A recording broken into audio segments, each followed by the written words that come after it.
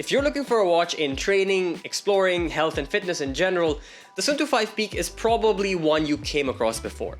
I previously reviewed the Suunto 9 Peak on this channel, which is Suunto's top tier watch. The Suunto 5 Peak is like the little brother version of the Suunto 9 Peak, carrying across pretty much all the stuff that we loved about the 9 Peak at a more affordable cost.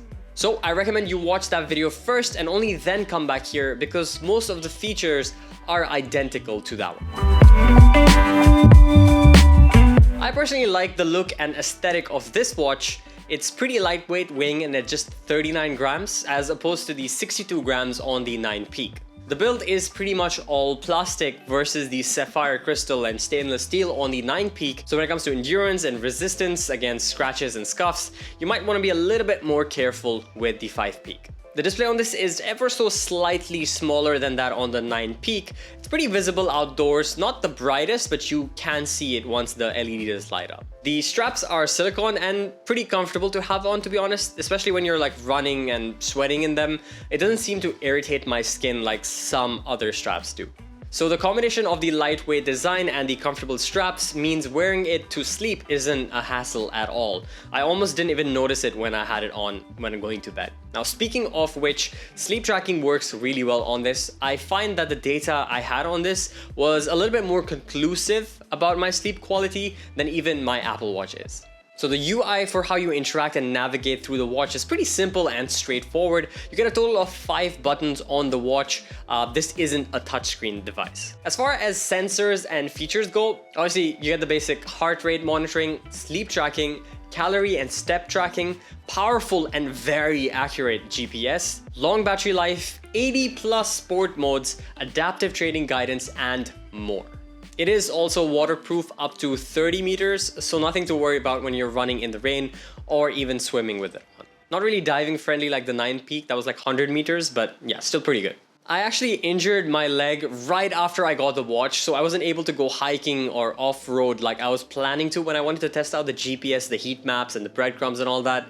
But while recovering, I actually went on a few jogs and slow to medium walks with this a few times just to test out the GPS within the city bounds. And just from those alone, I could easily tell this has one of the best GPS navigations that I've tried out on any watch in this category. Individual step tracking and location is far more accurate than what I'm used to. At least I'm comparing it to like my Apple Watch. So accompanying the watch itself, of course, you're going to be using the companion app on your phone, the Suunto app, and that gives you a bunch of more insights into your workouts. Not only that, but it also gives you some route recommendations and 3D heat maps to figure out and explore new locations. You love that. The companion app is actually very helpful when it comes to taking a look at your insights and breaking them down a little bit further, especially with your workouts. I actually really like the UI and the heat maps it generates for you. You also get a 3D topical breakdown of your runs along with individual data at regular intervals during that run. You can follow that on a map and see where your heart rate went up, went down, your breathing, all of that stuff.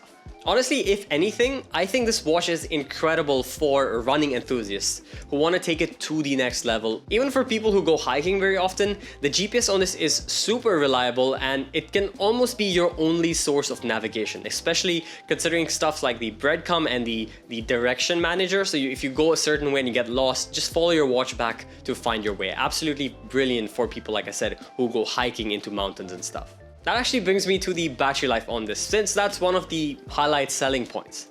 It's advertised to give you up to 10 days in time mode and roughly 7 days if you've got 24-hour tracking and notifications turned on.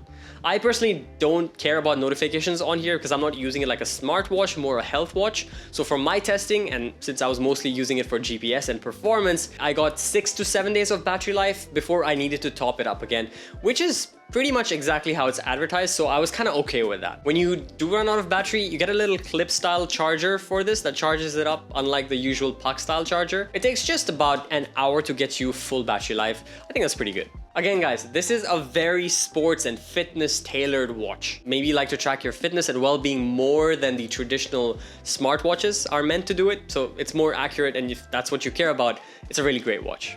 I definitely recommend the Suunto 5 Peak for those of you who are enthusiastic specifically about running and hiking. Give you really good insights and give you performance similar to the Suunto 9 Peak, but at a more affordable price range.